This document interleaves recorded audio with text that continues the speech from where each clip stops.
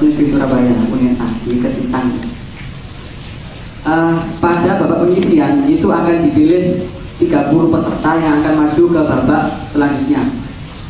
Nah, alhamdulillah cukup menggembirakan, dari 30 peserta itu saya tidak masuk. Yang membuat saya heran dan menjadi perhatian saya bersama dengan 2 teman dari Jember saat itu adalah yang berada di posisi 3 besar itu didominasi oleh siswa dari SMA Katolik. Kalau saya tidak salah itu ada namanya SMA Katolik Santo Louis Surabaya, terus Santo Yosef Malang, terus satunya apa itu Petra Ubani. Nah, ini kemudian menjadi tanda tanya bagi saya sekaligus bagi 2 teman saya itu, kenapa justru dari kalangan mereka yang unggul. Padahal kalau kita tengok sejarah bagaimana dulu Islam sempat mengalami kejayaan di dunia pendidikan, di dunia ilmu pengetahuan. Kita mengenal ada namanya Ibnu Sina di bidang kedokteran, ada namanya Fakhruddin Ar-Razi matematika dan fisika, ada Nizamul Mulk pelopor dan pendiri pertama universitas modern di dunia yang kemudian sistemnya ditiru oleh Oxford University di Inggris, dan masih banyak lagi. Nah, berdasarkan beberapa literatur yang kami baca, memang ada faktor-faktor yang menjadi pemicu terjadinya kemunduran pendidikan Islam. Dan kami tidak akan menyebutkan semuanya, hanya beberapa saja karena kita terbatas oleh waktu. Di antaranya, yang pertama karena hilangnya perdagangan Islam internasional dan munculnya kekuatan Barat.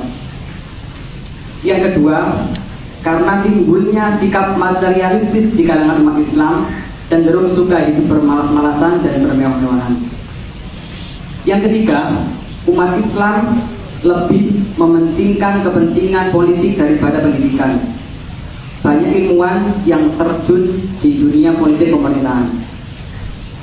Yang keempat, dulu ketika masa jayanya Islam, ada 2 pola pendidikan di dalam dunia Islam yang saling berpadu dan melengkapi, yaitu pola pemikiran tradisional dan pola pemikiran rasional.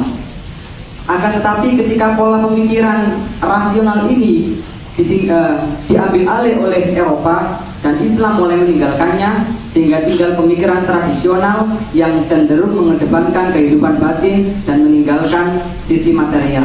Maka dalam kategori inilah kemudian dikatakan bahwa pendidikan Islam itu mengalami kemunduran, cenderung statis dan tidak bisa mengadakan kreasi-kreasi baru atau menyelesaikan problematika yang ada. Hadirin yang saya hormati, kemudian kalau kita berbicara lebih dekat lagi, yaitu konteks negara kita Indonesia, seperti apa yang pernah disampaikan oleh Bapak Said Adi Sirot dalam beberapa waktu yang lalu, bahwa beliau menyampaikan sistem pendidikan di negara kita merupakan warisan dari pemerintah kolonial Belanda, di mana diistilahkan dengan dikotomi pendidikan, gitu ya. Jadi ada lembaga pendidikan yang lebih berkonsentrasi di bidang agama, di bawah naungan Kementerian Agama, dan ada lembaga pendidikan yang lebih berkonsentrasi di bidang umum, di bawah naungan Kementerian Pendidikan Nasional. Nah, ini jika dibiarkan bisa bahaya, apalagi kalau ditasydid bahaya atau dibaca imalah bahaya. Mengapa? Karena tidak hanya nantinya akan ada 2 output yang berbeda di negara ini. Ada satunya output ahli agama, yang satunya output ahli umum. Tidak hanya itu saja, tapi lebih dari itu, nantinya cara hidup masyarakat Indonesia, pola berpikirnya, cara berproses dan cara bermasyarakat itu pun ada 2. Sebut saja misalkan output dari pesantren salaf murni dengan sarjana atau doktor lulusan perguruan tinggi,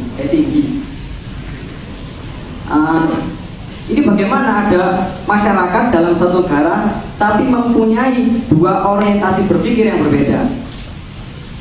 Yang sarjana atau doktor ini cenderung berpemikiran modern, manajerial, administratif, disiplin, tapi tidak bisa baca Quran, tidak bisa ngaji.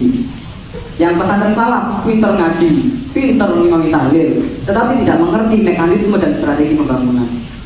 Nah, di antara solusinya adalah harus ada lembaga pendidikan yang mampu untuk menggabungkan dua kompetensi tersebut secara baik, seperti yang disampaikan oleh Syekh tadi siang ya, di Al-Azhar seperti itu. Yang pertama itu, yang tidak kalah pentingnya, di samping dibutuhkan lembaga pendidikan seperti itu, yang nantinya bisa menghasilkan output insan muslim yang mampu bersaing di segala bidang, cerdas, terampil, didasari dengan iman kepada Allah Subhanahu wa Ta'ala. Lebih dari itu, dibutuhkan pula insan muslim yang mampu menguasai pasar dan perdagangan internasional. Umat Islam harus mampu bersaing di dunia bisnis. Bukan begitu, Pak? Ya. Karena ketika perekonomian dunia ini masih dimonopoli oleh orang non-muslim, maka akan sulit bagi orang Islam untuk melebarkan sayapnya li'ala'i kalimatillah di dunia Allah ini.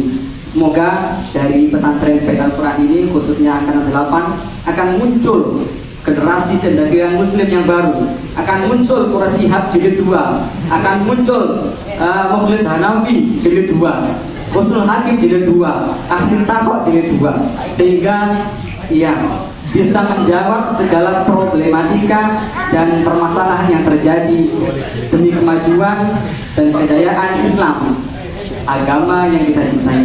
Demikian, semoga bermanfaat. Assalamualaikum warahmatullahi wabarakatuh.